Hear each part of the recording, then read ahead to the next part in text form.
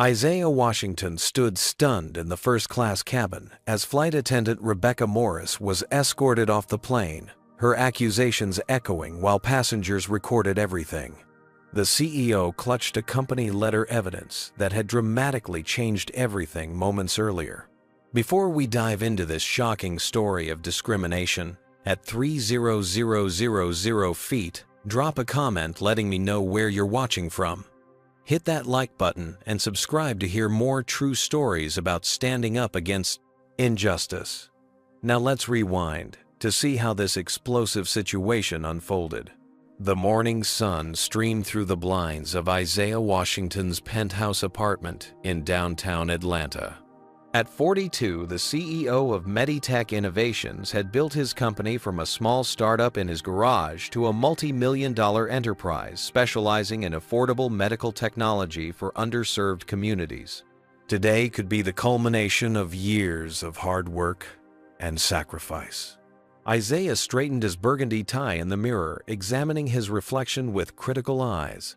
The custom-tailored Navy suit had cost him $3,000, a rare splurge for a man who typically invested every spare dollar back into his business. But today's meeting with Harper & Blackwell, Boston's premier investment firm, demanded nothing less than perfection. If successful, their backing would take his company public with a valuation exceeding $500 million. This isn't just about you anymore, Isaiah reminded himself, adjusting his gold cufflinks, a gift from his late father, who had worked 3 jobs to put him through college. The weight of expectation from his family, his 200 employees, and the communities that would benefit from their medical devices rested heavily on his shoulders. His phone buzzed with an incoming call from Zoe Hayes, his executive assistant for the past 5 years. "Morning, Zoe. I'm just about ready," Isaiah answered, placing the call on speaker as he gathered his presentation materials. "Good morning. Just confirming you have the prototype secured in your carry-on. The team triple-checked the calibrations last night." Zoe's efficient voice filled the room. "Yes, it's packed safely. How's our presentation looking?" "Polished and perfect. I've sent a digital copy to your email and uploaded a backup to the cloud. The Harper & Blackwell team confirmed they're expecting you at 3 p.m. Your return flight is booked for 8 p.m., though I've identified alternatives if you need to stay overnight." Isaiah smiled at Zoe's thoroughness. As a black woman in the corporate world, she understood the unspoken rule they both lived by: to be twice as prepared, twice as professional, and twice as perfect, just to be considered equal. "Thanks, Zoe. Anything else I should know about Harper & Blackwell?" "Actually, yes. I did some digging. They've never invested in a black-owned medical technology company before. You'd be the first." The weight of those words hung in the air. Isaiah nodded silently, even though Zoe couldn't see him. It wasn't surprising information, but it was another reminder of the barriers he constantly faced.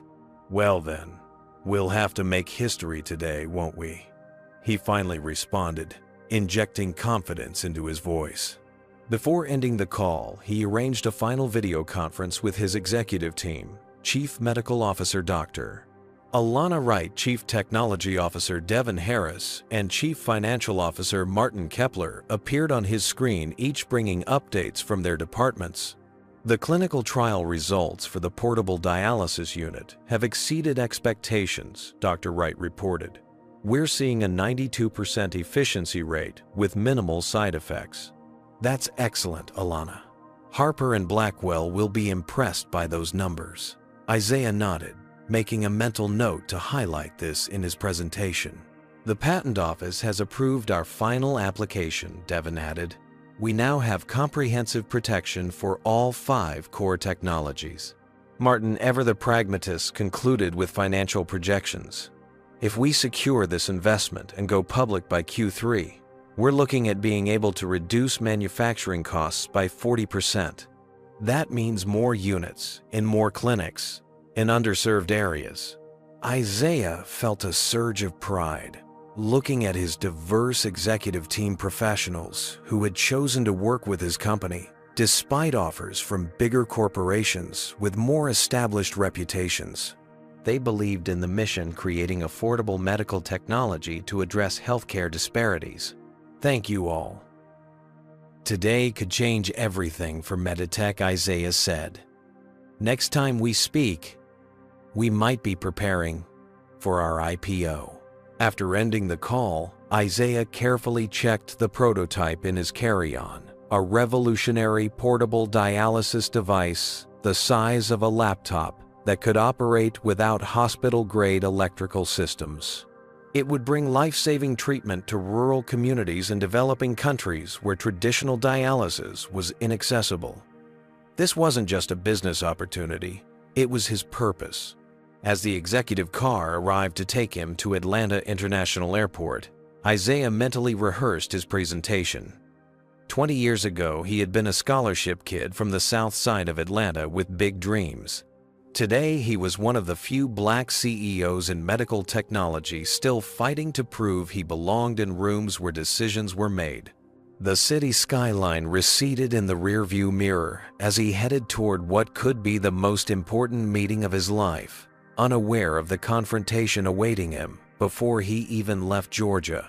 The executive car pulled up to Atlanta International's departures terminal at precisely 9:30 a.m. Isaiah checked his watch, a habit formed from years of ensuring he was always early for every meeting, flight, and appointment. In his experience, being late as a black executive invited judgments that his white counterparts rarely faced. "Have a good flight, Mr. Washington," the driver said, unloading his luggage. Isaiah thanked him and entered the bustling terminal, rolling his carry-on containing the prototype. The airport was crowded with Monday morning business travelers, a sea of suits and briefcases flowing toward security checkpoints. He approached the premium check-in counter where a young woman with a bright smile greeted him. "Good morning, heading to Boston today, Mr. Washington. I see you're in first class. Would you like to check your carry-on?" "No, thank you. I need to keep it with me," Isaiah replied, patting the sleek black bag containing his company's future. After receiving his boarding pass, Isaiah proceeded to the TSA pre-check lane. Despite his status and frequent flyer profile, he was directed to step aside. "Random additional screening, sir," the TSA agent stated flatly. Isaiah had been through this enough times to know there was nothing random about it. He complied without comment, placing his carry-on on the separate table. "What's this device?" the agent asked, pointing at the outline of the prototype on the scanner. "Medical technology. It's a prototype for a portable dialysis machine my company has developed," Isaiah explained calmly. The agent's eyebrows raised skeptically. "Your company?" "Yes, I'm the CEO of Meditech Innovations." Isaiah handed over his business card along with his ID. The agent examined both his expression, making it clear he was struggling to reconcile the black man standing before him with the title on the card. Meanwhile, another agent roughly handled the prototype, causing Isaiah's heart to race. "Careful with that, please. It's sensitive medical equipment," he said, maintaining a deliberately measured tone. He'd learned early in his career that displaying any emotion, particularly frustration, would be interpreted as aggression. After 15 minutes of additional screening while other travelers in the pre-check lane moved swiftly through, Isaiah was finally cleared. He gathered his belongings, straightened his tie, and headed toward the premium airline lounge to review his presentation one final time before boarding. At the lounge entrance, a blonde attendant intercepted him before he could scan his membership card. "Excuse me, sir. This is the premium members lounge," she stated, emphasizing the word premium as though it were a foreign concept to him. "Yes, I'm aware," Isaiah replied, producing his platinum membership card. "I've been a member for 8 years. She examined the card with unusual scrutiny before reluctantly stepping aside. "Very well. Enjoy your stay, Mr. Washington." Inside the lounge, Isaiah found a quiet corner and opened his laptop. As he connected to the Wi-Fi, he noticed a man nodding at him from across the room. Warren Taylor, CFO of a national retail chain, and one of the few other black executives he occasionally encountered in airport lounges. Warren made his way over and took the seat beside Isaiah. "Another random screening?" Warren asked with a knowing smile. Isaiah chuckled. "Of course, you too. Always. Heading to Boston. Yes, investor meeting. You. Chicago. Board presentation." Warren glanced around the lounge. "I see Rebecca Morris is working your flight." Isaiah followed Warren's gaze to see a flight attendant in her mid-50s, with short blonde hair, speaking animatedly to another crew member by the coffee station. "Is that a problem?" Isaiah asked. Warren lowered his voice. "Let's just say she has a reputation among executives of color. Last month she made a scene when my colleague Darius tried to sit in first class. Kept asking to see his boarding pass, then suggested he was in the wrong seat even after he showed it to her." Isaiah frowned. "That's ridiculous." "That's flying," while Black Warren replied with resignation. "Just be prepared. Document everything if she starts anything." As if sensing she was being discussed, Rebecca glanced over at them with a look of distaste, before turning back to her colleague, whispering something that made the other flight attendant look uncomfortable. Isaiah heard fragments of her complaint. "Tired of these people getting upgraded, who don't know how to behave in first class." Warren shook his head slightly. "See what I mean?" Isaiah absorbed this information but refused to let it distract him from his focus. "Thanks for the heads up. I'll be fine." They exchanged contact information before Warren headed to his gate. Isaiah returned to reviewing his presentation, making mental notes of key points to emphasize with the investors. His phone buzzed with a text from Zoe. "Just heard Harper and Blackwell is also meeting with Westfield Medical tomorrow. They're pitching a competing device. Today's meeting is more crucial than ever." Isaiah felt his stomach tighten. Westfield Medical was their largest competitor, with deeper pockets and established relationships with major hospital chains. If they secured Harper and Blackwell's backing first, Meditech's path to going public would be significantly more difficult. He texted back, "Thanks for the intel. We'll make sure we stand out."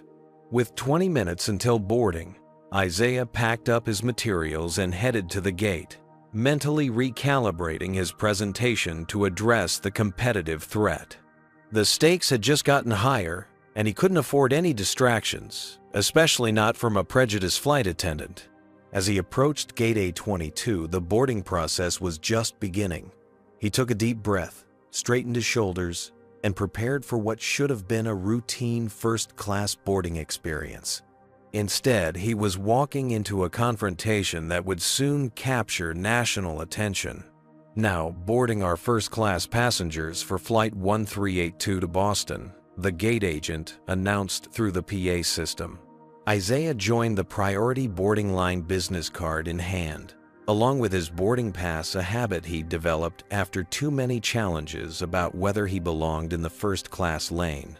As he approached the gate, he noticed Rebecca Morris, the flight attendant Warren, had warned him about standing at the aircraft door checking boarding passes. Her welcoming smile visibly faltered when Isaiah stepped forward. "Boarding pass, please," she said, her tone noticeably cooler than it had been with the elderly white couple who had boarded just before him. Isaiah handed over his boarding pass and premium member card. Rebecca studied them with unusual scrutiny, turning the boarding pass over as if checking for counterfeit markings. "Is there a problem?" Isaiah asked calmly. "No," she replied curtly. "First time in first class." The implication was clear, but Isaiah maintained his professional demeanor. "No, I fly this route frequently." Rebecca returned his documents without further comment, but didn't offer the customary welcome aboard she'd extended to other passengers. Isaiah made his way down the jet bridge, already feeling the familiar weight of being treated differently. As he stepped onto the plane, Rebecca had hurried ahead to the first-class cabin, where she was warmly greeting other passengers and helping them store luggage. When Isaiah approached his window seat in row 2, she deliberately turned her attention to adjusting items in the galley. An older white businessman in an ill-fitting suit approached, and Rebecca immediately brightened. "Good morning, sir. Let me take your coat," she offered, reaching out helpfully. The contrast was stark. Isaiah placed his suit jacket in the overhead bin himself and settled into his seat, opening his phone to check emails. A text from Zoe appeared. "Breaking news. Westfield just announced their prototype failed FDA preliminary testing. You're in the clear for the Harper and Blackwell meeting, but they'll be looking for assurances about our FDA pathway. I've updated the presentation with our latest test results." Isaiah felt a moment of relief mixed with renewed pressure. The FDA pathway had always been Meditech's advantage, their rigorous testing protocols exceeding industry standards. He needed to emphasize this point in his presentation, which meant ensuring the prototype arrived safely for demonstration. As the cabin filled, Rebecca continued her selective customer service, offering pre-departure beverages to everyone in first class except Isaiah. When he politely raised his hand to request water, she pretended not to notice. "Excuse me," Isaiah finally said as she passed by. "Could I get some water, please?" Rebecca paused, her expression tightening. "We're very busy with boarding right now. I'll get to you when I can." She immediately turned to the white passenger across the aisle. "More champagne, sir." Isaiah exchanged glances with the middle-aged Asian American woman seated next to him, who raised her eyebrows slightly in recognition of what was happening. He gave her a small smile and returned to reviewing his presentation notes, choosing not to escalate the situation. The final boarding announcement came, and Isaiah stood to place his carry-on in the overhead bin. The prototype needed to remain secure but accessible, as he planned to review some technical specifications during the flight. As he lifted his bag, Rebecca abruptly stepped forward. "That bin is reserved," she stated loudly. Isaiah paused, confused. "Reserved? I didn't see any markings." "It's for our regular customers," she said, emphasizing regular, while reaching for the bin's door. "I'm in seat 2A, Isaiah replied calmly, showing his boarding pass again. "This is my assigned bin." Rebecca's expression hardened.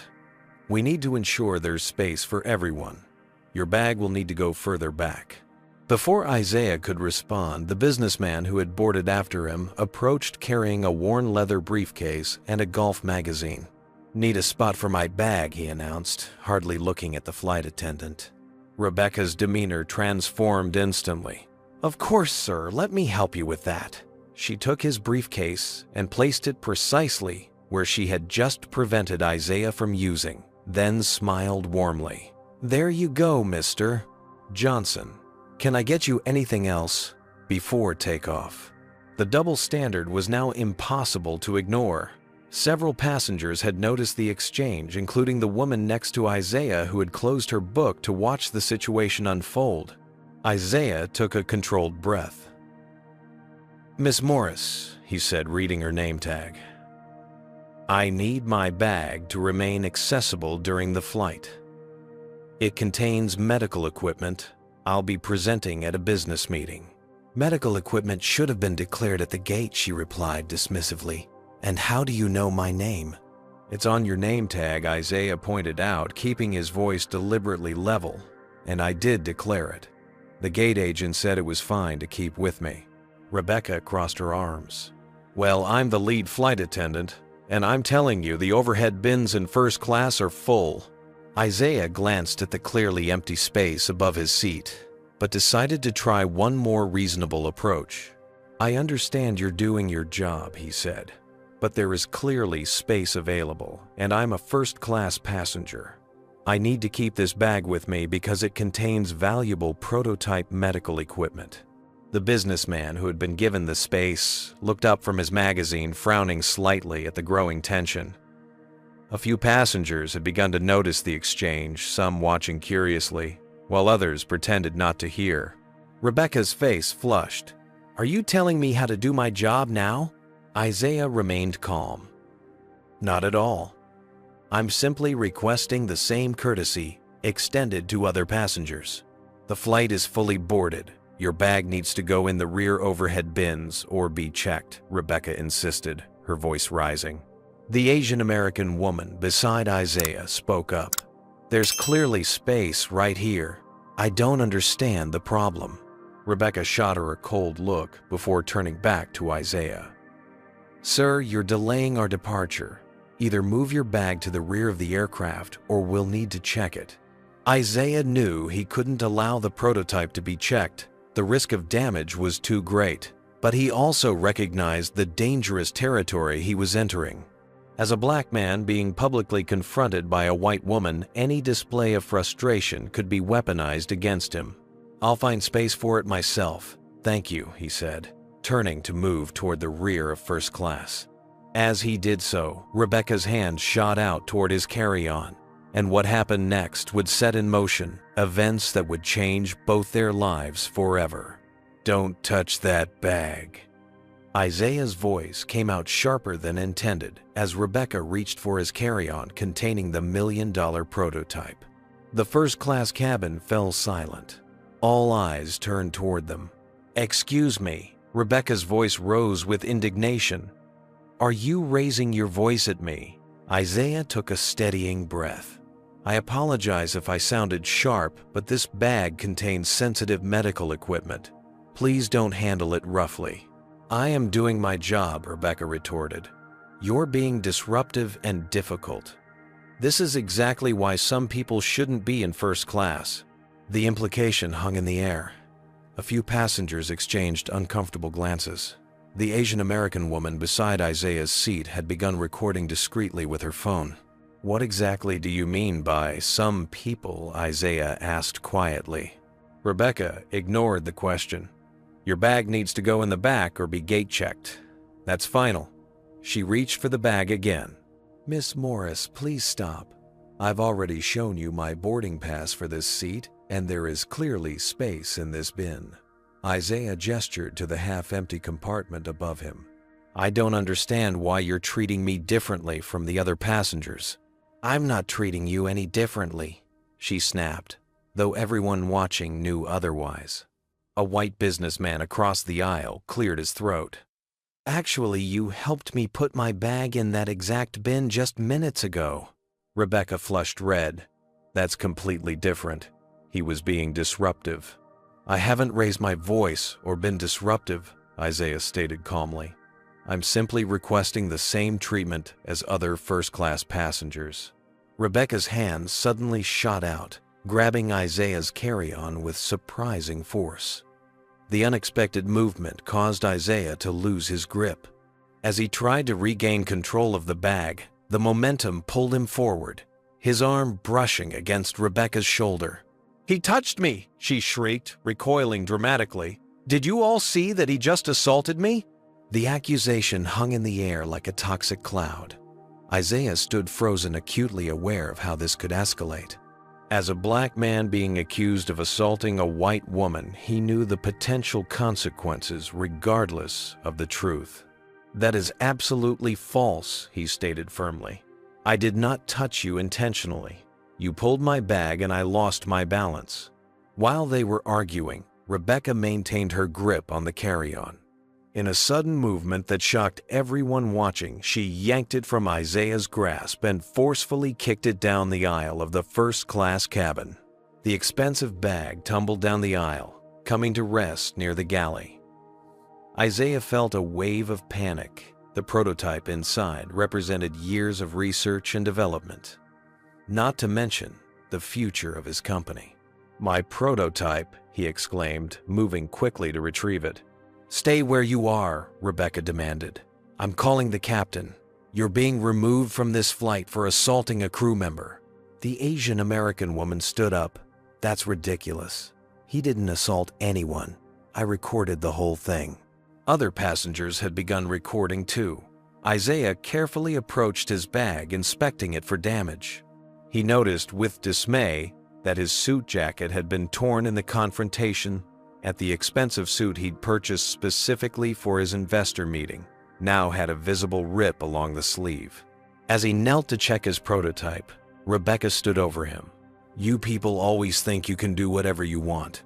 This is what happens when the airline gives away first-class upgrades to people who don't belong here." What do you think about this situation? If you believe Rebecca is clearly discriminating against Isaiah based on race comment number 1, if you think there's a misunderstanding that could have been resolved differently, comment number 2. If you've ever experienced or witnessed similar treatment while traveling, comment number 3. This story exposes the everyday discrimination many people face. Hit that like button and subscribe to support more stories that shine light on these important issues. Would you have stayed calm like Isaiah did? Or would you have responded differently? How might this situation escalate from here? Let's continue this shocking true story and see what happens next. What's going on here? A tall black flight attendant in his mid-50s approached from the galley, his name tag reading Gerald Reynolds, Senior Flight Attendant. Rebecca immediately turned to him, her demeanor shifting to one of victimhood. "Gerald, this passenger is being aggressive and disruptive. He refused to store his bag properly and then pushed me when I tried to assist him." Gerald looked at Isaiah, who was still standing beside his carry-on in the aisle. "Sir, can you explain what happened?" Before Isaiah could respond, the Asian American woman who had been recording stood up. "That's completely false. I recorded the entire interaction. This gentleman was being perfectly reasonable, and she pointed at. Rebecca was treating him differently from every other passenger. She grabbed his bag and kicked it down the aisle." Several other passengers nodded in agreement. The businessman across the aisle spoke up. "She let me put my bag in the exact overhead bin she told him was reserved. It wasn't right." Gerald's expression remained professional, but his eyes registered understanding. He turned to Isaiah. "May I see your boarding pass, sir?" Isaiah handed it over, along with his company ID card. Gerald's eyes widened slightly as he read the name, Mr. Washington, Isaiah Washington of Meditech Innovations. Isaiah nodded, surprised to be recognized. "I read about your company in Business Insider last month. Your work developing affordable dialysis technology for underserved communities is remarkable." Gerald handed back the documents with newfound respect. "I apologize for this situation. Let me help you with your bag." Rebecca looked confused by the exchange. "You know this man." "Mr. Washington is the CEO of a prominent medical technology company," Gerald explained calmly. "And regardless of his position, every passenger deserves to be treated with respect." Rebecca scoffed. "CEO, please." He probably got the position through some diversity initiative. A collective gasp went through the cabin. The Asian American woman stood up fully. "Excuse me, I'm Professor Kimberly Chen from Harvard Medical School, and I find that comment deeply offensive. This kind of blatant discrimination is exactly what I study in my research on racial bias in service industries." Isaiah remained composed despite the humiliation. "My bag contains a medical prototype I'm presenting to investors in Boston. I need to ensure it hasn't been damaged." Gerald nodded. "Of course, Mr. Washington. Let me assist you." As they carefully examined the bag, Rebecca continued her complaints, seemingly oblivious to how she was incriminating herself. "He doesn't look like a CEO. These people get these affirmative action appointments and then expect special treatment." Gerald's face hardened. "Rebecca, that's enough. Please go to the galley. Now." "I'm the lead flight attendant on this flight," she protested. "You can't." "Captain Hayes is being notified of the situation," Gerald cut her off. "Please wait in the galley until he arrives." The mention of the captain seemed to give Rebecca pause. She retreated to the galley, muttering about following proper procedures. Isaiah carefully opened his carry-on, relieved to find the prototype appeared intact, though he would need to test it thoroughly to be certain. His torn suit jacket was another matter, an unfortunate casualty of the confrontation that couldn't be easily fixed before his meeting. Captain Benjamin Hayes, a distinguished-looking man in his late 50s, emerged from the cockpit. "What's happening here?" he asked, his voice carrying the natural authority of someone used to commanding aircraft. Gerald briefly explained the situation while several passengers chimed in with their observations. The captain turned to Isaiah. "Sir, I understand there was an incident with your luggage. Could I see your identification, please?" Isaiah provided his ID and business cards again. The captain studied them, his expression thoughtful. Meditech Innovations, the company developing portable dialysis machines. Isaiah nodded, wondering how many more times he'd need to verify his identity. "My brother is on dialysis," the captain said, his tone softening slightly. "Your work is important." Rebecca emerged from the galley, confident the captain would support her. "Sir, regardless of who he claims to be, this passenger was disruptive and touched me. That's grounds for removal under FAA regulations."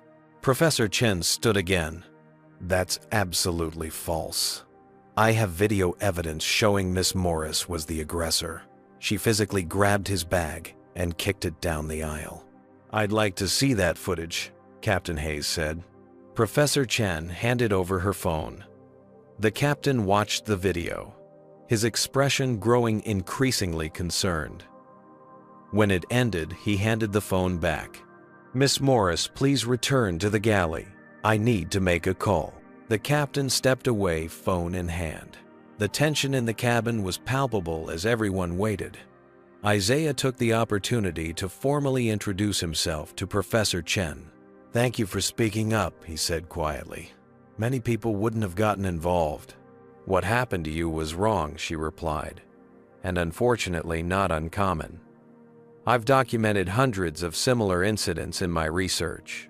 After several minutes, Captain Hayes returned, his expression grave. He approached Isaiah first. "Mr. Washington, on behalf of the airline, I want to sincerely apologize for this incident. Our Chief of Customer Experience is personally involved now and would like to speak with you. The situation is being addressed." The captain then turned to Rebecca, who had been watching confidently from the galley. "Miss Morris, please gather your personal belongings. Someone from management will meet you upon deplaning." Rebecca's confidence faltered. "What? But I was just following." "This is not up for discussion," Captain Hayes stated firmly. "A replacement flight attendant is already on their way to the aircraft." The implication was clear to everyone watching. Rebecca was being removed from the flight. But what happened next would shock everyone on board. The cabin buzzed with whispered conversations as Captain Hayes returned to the cockpit, presumably to update ground control on the situation. Rebecca stood in the galley, her face flushed with indignation as she made a hurried phone call, likely to her union representative.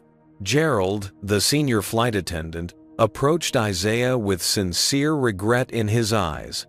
"Mr. Washington, I cannot apologize enough for what you've experienced today. This is not representative of our airline's values." Isaiah nodded, appreciating the gesture, but still processing the events of the past 20 minutes. "Thank you. I just want to get to Boston for my meeting." The captain has contacted airline headquarters directly. "They're taking this very seriously," Gerald explained, lowering his voice. "Malcolm Reynolds, our Chief of Customer Experience, is being driven to the airport as we speak." Isaiah's eyebrows rose in surprise. "The chief executive is coming to the plane?" "Yes, sir." Apparently, when Captain Hayes mentioned your name and company, Mr. Reynolds recognized it immediately. The revelation was puzzling to Isaiah. While Meditech Innovations had received industry recognition, he wouldn't have expected an airline executive to know his company by name. Meanwhile, Rebecca had finished her phone call and was now demanding to speak with the captain again. "This is ridiculous. I was doing my job. If anyone should be removed from this flight, it's him," she pointed accusingly at Isaiah. Gerald firmly directed her back to the galley. "Rebecca, please wait for Mr. Reynolds. He'll be here shortly." The Asian-American woman, Professor Chen, leaned toward Isaiah. "I've already sent the video to my cloud drive. If you need it for any purpose, I'm happy to share it." "Thank you, Professor." "I appreciate that," Isaiah replied. He checked his watch, calculating whether he could still make his investor meeting if the flight departed soon. Every minute of delay increased the risk that his carefully planned presentation might have to be rescheduled. The businessman across the aisle who had spoken up earlier introduced himself. Tom Bradshaw, from Bradshaw Pharmaceuticals. That prototype you're carrying, is it the portable dialysis unit I read about in MedTech Quarterly? Isaiah nodded, slightly surprised. Yes, it is. We're presenting it to investors today. Impressive technology. My company has been watching your progress. Tom handed over his business card. When you're finished with your current round of funding, give me a call. We might be interested in a partnership. This unexpected networking opportunity reminded Isaiah that even in difficult moments, opportunities could arise. He was exchanging contact information when a commotion at the aircraft door caught everyone's attention. Two individuals in impeccable business attire boarded the plane, a distinguished black man in his early 60s and a younger black woman carrying a leather portfolio. The man's presence commanded immediate attention as he scanned the cabin and located Isaiah. Mr. Washington, he approached, extending his hand. Malcolm Reynolds, Chief of Customer Experience for Atlantic Airways. This is Amara Johnson, our legal counsel. Isaiah stood to shake his hand, aware that every passenger was watching this unusual development. Mr. Reynolds, I appreciate you coming personally, but I'm concerned about making my meeting in Boston. Is there any way we can resolve this quickly? Malcolm nodded sympathetically. We'll have you on your way very shortly. First, I want to personally apologize for what happened today. There is absolutely no excuse for how you were treated. Rebecca pushed forward from the galley. Mr. Reynolds, before you make any judgments, I need to explain my side of the story. This passenger was being difficult about baggage procedures. Malcolm raised his hand, stopping her mid-sentence. Miss Morris, I'll speak with you momentarily. His tone was professional, but left no room for argument. He turned back to Isaiah. Mr.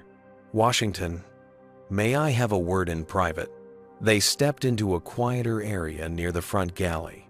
Amara Johnson joined them, opening her portfolio. Mr. Washington, your company Meditech Innovations is currently in negotiations with our airline for a significant contract. Is that correct? Malcolm asked quietly. Isaiah was surprised by the question. Yes, but how did you?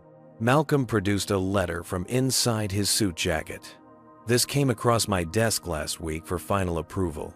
Your company is providing emergency medical equipment for our entire fleet, a contract worth approximately $50 million.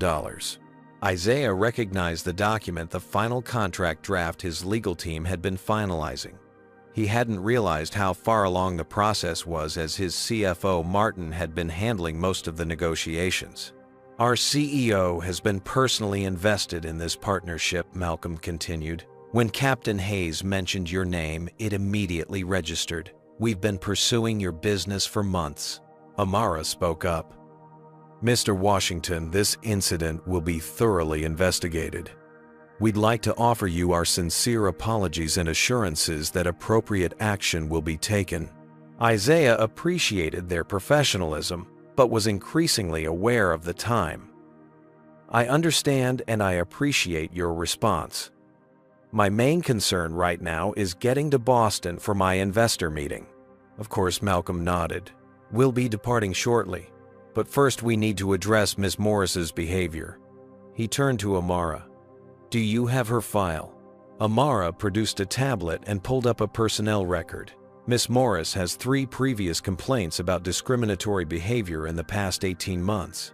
All were filed by passengers of color in premium cabins. She received warnings, but no formal disciplinary action. Malcolm's expression darkened. That ends today.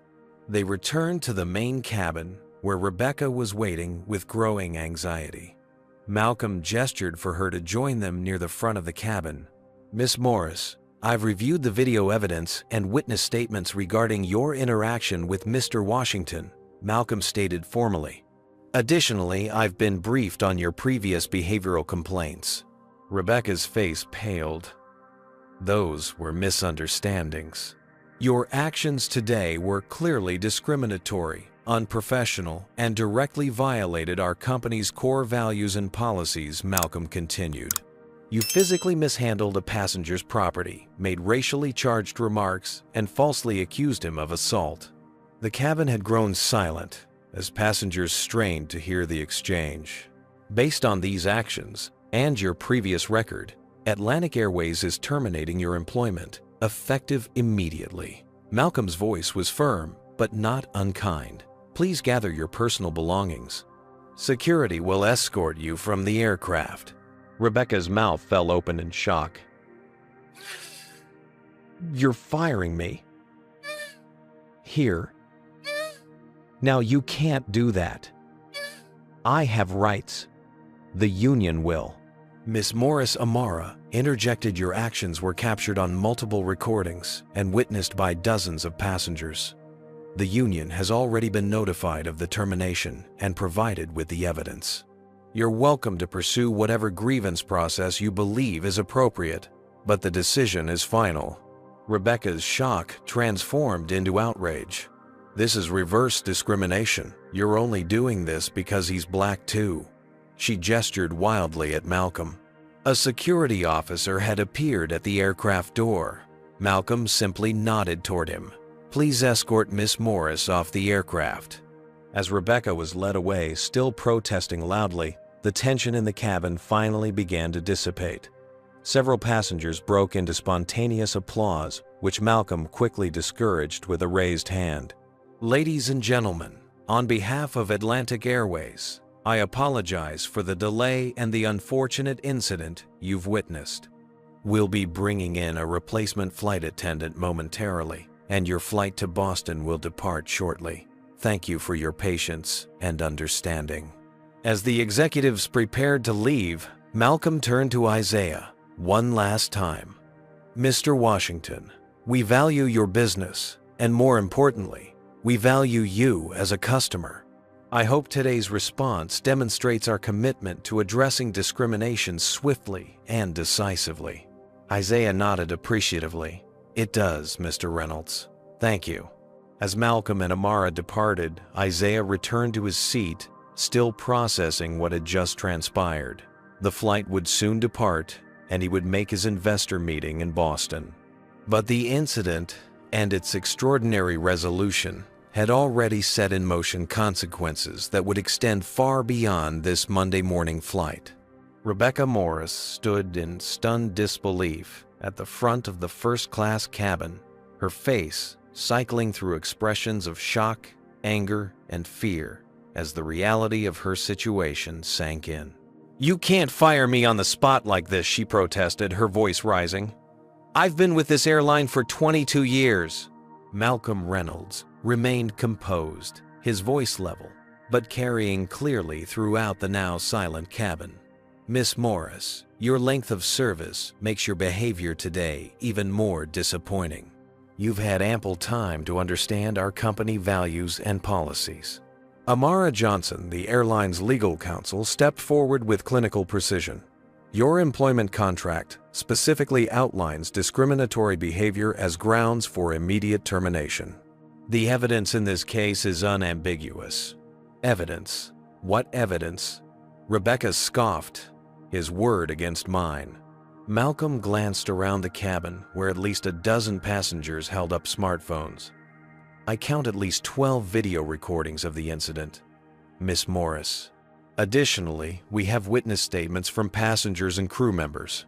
He held up his tablet displaying Professor Chen's recording, which clearly showed Rebecca grabbing Isaiah's bag and kicking it down the aisle while making discriminatory comments. Furthermore, Malcolm continued, I've reviewed your personnel file during my drive to the airport. This isn't an isolated incident. Rebecca's face paled. Those other complaints were all misunderstandings. 3 separate complaints in 18 months, all from passengers of color in premium cabins, all describing similar behavior, Malcolm replied. You received warnings each time, yet your behavior has continued. The security officer who had boarded the plane now stood patiently by the door, waiting to escort Rebecca off. She looked around desperately for allies, but found none. Even the other flight attendants kept their distance, their expressions carefully neutral. "This is about the contract, isn't it?" Rebecca suddenly exclaimed, pointing at Isaiah. "You're only doing this because his company is worth money to the airline." Malcolm's expression hardened. "Miss Morris, while Mr. Washington's company does indeed have a business relationship with our airline, we would take the exact same action regardless of who was subjected to this treatment. Discrimination has no place at Atlantic Airways, whether the target is a CEO or any other passenger." Amara stepped closer, lowering her voice. "Rebecca, I strongly advise you not to make additional statements that could further complicate your situation. You have the right to pursue grievance procedures through proper channels, but continuing this scene will not help your case." Rebecca looked from Amara to Malcolm, then to Isaiah, who had remained quietly dignified throughout the confrontation. Something in his calm demeanor seemed to infuriate her further. "You people always stick together," she hissed. "This is reverse racism. I'm being fired for being white." A collective gasp went through the cabin. Even passengers who had been sympathetic to Rebecca's predicament recoiled at the blatantly racist remark. Malcolm closed his eyes briefly, as if pained by the comment.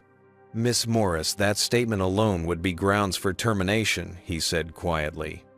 "Officer, please escort Miss Morris from the aircraft immediately." The security officer stepped forward. "Ma'am, I need you to come with me now." Rebecca clutched her handbag to her chest, tears of anger welling in her eyes. "I'm calling my lawyer. I'm calling the media. Everyone will know how this airline treats its loyal employees." "That is your right," Malcolm replied evenly, "and we'll address those claims through appropriate channels. For now, this flight needs to depart, and these passengers deserve to complete their journey without further disruption."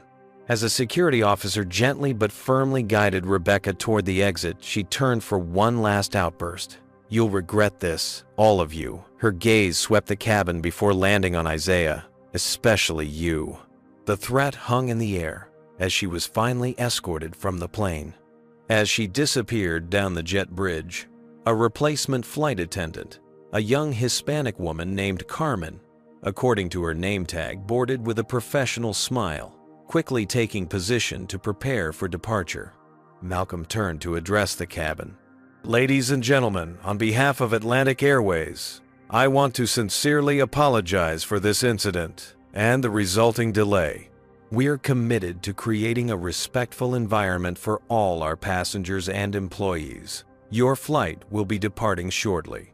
He turned to Isaiah, extending his hand. "Mr. Washington, again, my deepest apologies for what you experienced today.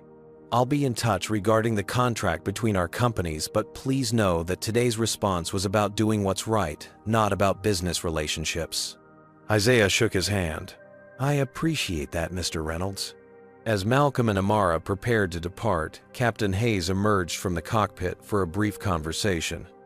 After they left, he addressed the passengers. "Folks, we'll be departing in approximately 5 minutes. Flight time to Boston will be 2 hours and 17 minutes. Again, we apologize for the delay and thank you for your patience." The normal bustle of pre-departure activity resumed. Carmen efficiently checked seatbelts and overhead bins, her professionalism a stark contrast to Rebecca's behavior. Isaiah secured his carry-on in the overhead bin, the same one Rebecca had insisted was reserved, and settled back into his seat. Professor Chen leaned over. "That was something I've never seen before, immediate accountability for discriminatory behavior. Usually companies drag their feet or issue empty apologies." Isaiah nodded thoughtfully. "It was surprising, though I suspect my company's business relationship with the airline expedited things." Perhaps she acknowledged, but the evidence was overwhelming. Those videos will likely end up online regardless. As if on cue, Isaiah's phone buzzed with multiple notifications. The first was from Zoe. "Are you okay? Videos of an incident on your flight are already trending on Twitter. Number Flyin' While Black." Isaiah sighed, realizing this private humiliation was about to become very public. As the plane finally pushed back from the gate, he couldn't help but wonder how this unexpected detour would affect his carefully planned day and whether the aftermath would follow him all the way to Boston and beyond. The Airbus, a 320, climbed steadily through the cloud cover over Atlanta, leaving behind the drama that had delayed its departure. Inside the cabin, a new atmosphere had taken hold, one of subdued conversation, punctuated by the occasional ping of incoming messages as passengers connected to the in-flight Wi-Fi. Isaiah gazed out the window at the cotton-like clouds below, still processing the morning's events. His phone had been buzzing continuously since takeoff, but he'd kept it in airplane mode, needing a moment of peace before diving into what he suspected would be a social media firestorm. Captain Hayes' voice came over the intercom. "Ladies and gentlemen, we've reached our cruising altitude of 36000 feet. I've turned off the fasten seatbelt sign, though we recommend keeping your seatbelt fastened while seated. Our flight attendants will begin service shortly." The new lead flight attendant, Carmen, approached Isaiah's seat with a genuinely warm smile. "Mr. Washington, Captain Hayes asked me to personally ensure you have everything you need during the flight. Can I bring you anything?" "Just water for now." "Thank you," Isaiah replied, appreciating the professional courtesy. "Of course, and when you're ready, Captain Hayes would like to speak with you briefly. No rush at all, whenever it's convenient for you." As Carmen moved on to serve other passengers, Professor Chen turned to Isaiah. "You've become a bit of a celebrity on this flight," she observed. Isaiah smiled wryly. "Not the kind of attention I was looking for today." "I understand. I'm Dr. Kimberly Chen, by the way. I teach at Harvard Medical School, specializing in healthcare disparities and bias in medical settings." "Isaiah Washington, Meditech Innovations," he replied, extending his hand. "Your research sounds directly relevant to our work." "Yes, I've actually followed your company's development. Your portable dialysis unit could significantly impact the communities I study." She paused thoughtfully. "Would you mind if I asked you a professional question?" "Not at all. As a Black CEO in medical technology, how often do you encounter the kind of bias we witness today?"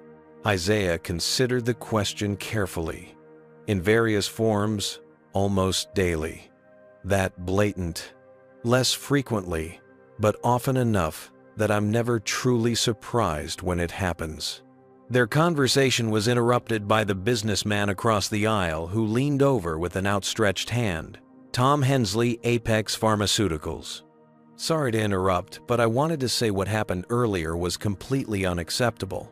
And professionally speaking, I've been following your company's innovations with great interest." Soon, several other first-class passengers joined the conversation, many expressing support, while others shared their own experiences with discrimination.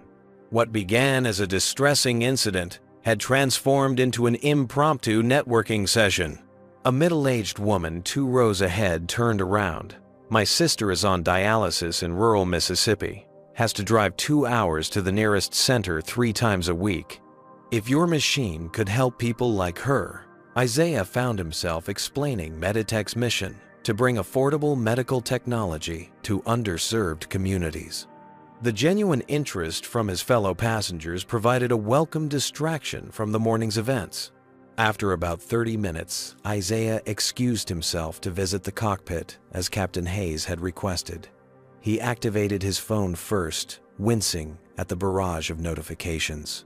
28 text messages from Zoe, 43 email alerts, 17 missed calls, hundreds of social media notifications. The most recent text from Zoe read, "Call me as soon as possible. Video at 2M views and climbing. Number flying while black, trending nationally. CNN and MSNBC requesting statements. Harper and Blackwell knows about incident. CEO personally called to confirm meeting still on." Isaiah took a deep breath before opening Twitter. The hashtag number flying while black was indeed trending with multiple videos of the incident from different angles. One particularly clear recording posted by a passenger named a traveling professor, likely Professor Chen, had been viewed over 2 million times and shared by several celebrities and civil rights organizations. The airline was already facing a backlash, though many commenters praised the swift response of firing Rebecca on the spot. Isaiah's name and company were being mentioned thousands of times per hour, with Meditech's stock price showing an unexpected 3% jump in pre-market trading. Before he could digest it all, Carmen approached. "Mr. Washington, Captain Hayes is ready whenever you are." In the cockpit, Captain Hayes greeted him with a firm handshake. "Mr. Washington, thank you for taking the time. I wanted to personally apologize again for what happened." "I appreciate that, Captain. Your intervention helped resolve the situation." Hayes nodded soberly. "I've been flying for 27 years. Sadly, I've seen similar incidents before, though rarely so blatant." He paused. "The company made the right call today. That behavior has no place in aviation or anywhere else." They spoke briefly about Isaiah's company and the portable dialysis machine. Hayes shared that his brother relied on dialysis, giving him personal insight into how transformative Meditech's technology could be. As Isaiah returned to his seat, he noticed several passengers quickly looking away, the universal sign that they'd been discussing him. Professor Chen smiled sympathetically. "Your incident has officially gone viral," she informed him. "The airline stock is down, but interestingly, your company's pre-market trading is up significantly." Isaiah checked his phone again to find a new message from Zoe Harper and Blackwell principals watching the videos. "They're impressed with your composure. Meeting still on, but they want to discuss recent events as well as the technology. Call when you can."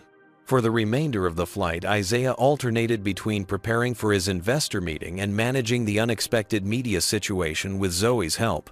They drafted a brief, dignified statement that acknowledged the incident without inflaming tensions further. By the time the plane began its descent into Boston Logan International, the story had evolved beyond a single incident of discrimination into a broader conversation about race, privilege, and corporate accountability. CNN was reporting that Rebecca Morris had already given an interview to a right-wing news outlet claiming she was the victim of cancel culture and reverse discrimination. Meanwhile, Atlantic Airways had issued a formal statement condemning discrimination and announcing a comprehensive review of their training procedures. Their stock had stabilized somewhat after the initial drop. As the wheels touched down in Boston, Isaiah's phone rang with a call from his mother. "Isaiah, baby. Are you okay? I just saw you on the news." "I'm fine, Mom," he assured her, realizing that the incident had now reached beyond social media into mainstream news. Just a difficult situation that got resolved. "Well, you handled it with dignity, just like your father taught you.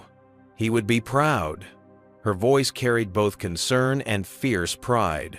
"Don't let this distract you from your meeting. You've worked too hard to get here." Her words centered him. Beyond the viral videos and media frenzy was the reality of why he'd come to Boston to secure funding that would help bring life-saving technology to people who needed it most. As the plane taxied to the gate, Isaiah noticed a crowd of people with cameras near the terminal windows. Carmen approached one final time. "Mr. Washington, there appear to be news crews waiting at the gate. Captain Hayes has arranged for you to deplane first and exit through the service door if you prefer to avoid them." Isaiah considered the offer, then shook his head. "Thank you, but that won't be necessary. I have nothing to hide." Carmen nodded respectfully. "For what it's worth, sir, what happened today was wrong, and the crew is unanimous in our support for how it was handled." As the seatbelt sign dinged off, Isaiah gathered his belongings, including the prototype that had inadvertently set the day's events in motion. Professor Chen handed him her business card. "If you ever want to discuss healthcare disparities and how your technology might address them, please call me. And good luck with your investors today." Isaiah thanked her and prepared to face the waiting cameras. knowing that the next few hours would be crucial not just for his company, but potentially for broader conversations about race in America. The investor meeting now carried additional weight, a chance to transform an ugly incident into meaningful progress, both for Meditech and perhaps for others who would face similar situations in the future. As he walked toward the aircraft door, Isaiah straightened his torn suit jacket, took a deep breath, and prepared to step into the spotlight he never sought, but now couldn't avoid. 3 hours after landing in Boston, Isaiah Washington stood before the floor-to-ceiling windows in Harper and Blackwell's 37th floor conference room.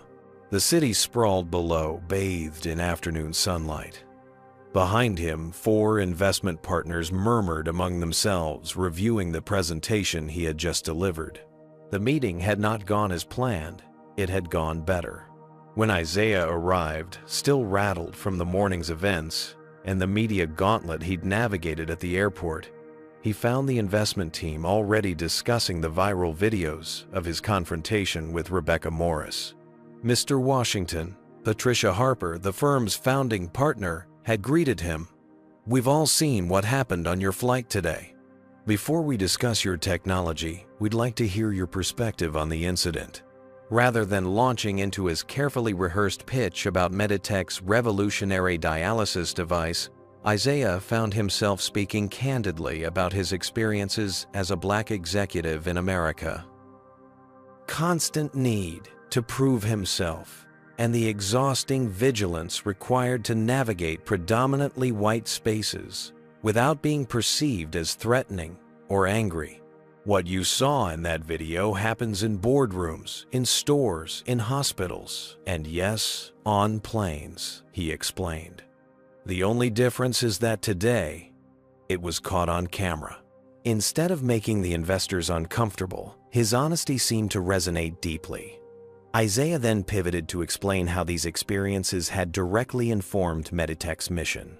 "I founded this company because I saw firsthand how healthcare disparities affect communities of color and low-income areas. My grandmother died of kidney failure in rural Georgia because she couldn't access regular dialysis. The nearest center was 60 miles away, and she didn't have reliable transportation." He unveiled the prototype, thankfully undamaged despite Rebecca's rough handling, and demonstrated how it could operate on standard household power or even a car battery in emergency situations. This isn't just about convenience, it's about survival. In the United States today, Black Americans are 3 times more likely to suffer kidney failure than white Americans, yet they face more barriers to treatment. Our technology can change that equation. The investors asked pointed, thoughtful questions, not just about the technology and market potential, but about Isaiah's vision for addressing systemic healthcare inequities. The conversation evolved beyond a typical investment pitch into a meaningful discussion about using business as a force for social change. Now, as the partners deliberated, Isaiah gazed at Boston Harbor in the distance, reflecting on how dramatically the day had veered from his expectations. Mr. Washington, Patricia Harper's voice drew him back to the present. "We've reached a decision." Isaiah turned to face the investors, maintaining the composed demeanor that had served him well during the morning's confrontation. "We're prepared to offer Meditech Innovations $50 million in Series B, funding $20 million more than you requested." Isaiah blinked in surprise. "That's considerably more than we discussed." "Yes," Harper nodded. "After seeing your technology and understanding your vision, we believe your company is uniquely positioned at the intersection of innovation and social impact. The additional capital will accelerate your FDA approval process and production scaling." Michael Blackwell, the other founding partner, added, "And frankly, the composure you demonstrated this morning convinced us you have the leadership qualities needed to guide a company through the challenges of rapid growth." Not many CEOs could handle that situation with such dignity. The investment team outlined terms that were more favorable than Isaiah had dared hope for, including provisions for maintaining Meditech's commitment to serving underserved communities. As the meeting concluded, Patricia walked Isaiah to the elevator. "I should mention that my mother is on dialysis," she said quietly. When your device receives FDA approval, I'd like her to be among the first to try it." Isaiah nodded, recognizing that beyond the business opportunity, his work touched people's lives in deeply personal ways. "I'll make sure of it." Outside the Harper and Blackwell building, Isaiah finally had a moment to check his phone again. The situation had evolved dramatically during his meeting. A new text from Zoe Atlantic Airways CEO issued public apology, announced comprehensive anti-bias training program for all staff. Stock recovering. CNN wants to interview you tonight. Also, Rebecca gave inflammatory interview to Newsmax, claiming discrimination against white employees, backfiring badly for her. How did meeting go? Another from his CFO. Martin stock, up 12%. What happened in Boston? And a surprising email from Malcolm Reynolds at Atlantic Airways, Mr. Washington. In addition to addressing the incident on your flight, we'd like to discuss expanding our contract to include your dialysis units in our emergency medical kits. Once FDA approved, please call when convenient. As Isaiah scrolled through the messages, a young black boy around 10 years old approached with his mother. "Excuse me," the mother said hesitantly. "Are you Mr. Washington from the airplane video? My son recognized you." Isaiah smiled warmly. "Yes, that's me. I want to be a doctor and invent things like you," the boy said, his eyes bright with admiration. "Mom showed me your company website. Your machines are going to help people like my uncle." Touched by the encounter, Isaiah reached into his pocket and handed the boy one of his business cards. "What's your name?" "Jamal, sir." Isaiah took the card back briefly and wrote on the back, "First class is where you belong. Dream big, Jamal." He returned it to the awestruck boy. "When you finish medical school, call me. Meditech might have a position for you." As Jamal and his mother walked away, Isaiah felt a renewed sense of purpose. What had begun as a humiliating incident had transformed into an unexpected platform, a chance to speak about issues that usually remained in the shadows and to inspire the next generation. 6 months later, Isaiah stood on the balcony of the New York Stock Exchange surrounded by his executive team. Below them, traders buzzed with excitement as Meditech Innovations prepared to go public in what financial analysts were calling one of the most anticipated healthcare IPOs of the year. The company had experienced a whirlwind half-year since the incident on that Atlanta flight. The portable dialysis unit had received expedited FDA approval. Atlantic Airways had not only expanded their contract, but had also featured Isaiah in their new diversity and inclusion campaign. Rebecca Morris had faded from public attention after her attempts to portray herself as a victim backfired. Most meaningfully, Isaiah had established the First Class Future Foundation, providing scholarships and mentorship to minority students pursuing careers in healthcare technology. The first recipient had been Jamal the boy from Boston. As the opening bell rang and Meditech stock began trading at nearly double the initial offering price, Isaiah thought about how a moment of discrimination had ultimately amplified his company's mission. The journey hadn't been easy, but it had reinforced his belief that dignity in the face of prejudice was not just a personal choice. It could be a powerful catalyst for change. Later that evening, Isaiah boarded another first-class flight, this time to Los Angeles for interviews about Meditech's successful IPO. As he settled into his seat, a diverse flight crew welcomed him warmly. The lead flight attendant, an older black woman, smiled with recognition. "It's an honor to have you aboard, Mr. Washington," she said. "My nephew just received one of your foundation's scholarships. You're changing lives in more ways than you know." As the plane prepared for takeoff, Isaiah noticed a young black girl in the first row, watching him curiously. Her mother whispered something in her ear, and the girl's eyes widened with recognition. Isaiah smiled and gave her a small wave, remembering his mother's words during that chaotic day in Boston. "You handled it with dignity, just like your father taught you." Some battles couldn't be won in the moment they occurred. But by maintaining his composure and focusing on his greater purpose, Isaiah had transformed an ugly incident into a platform for meaningful change, both for himself and for those who would follow in his path. Isaiah Washington's story teaches us powerful lessons about dignity in the face of discrimination. When confronted with prejudice, his composed response ultimately proved more effective than any emotional reaction could have been.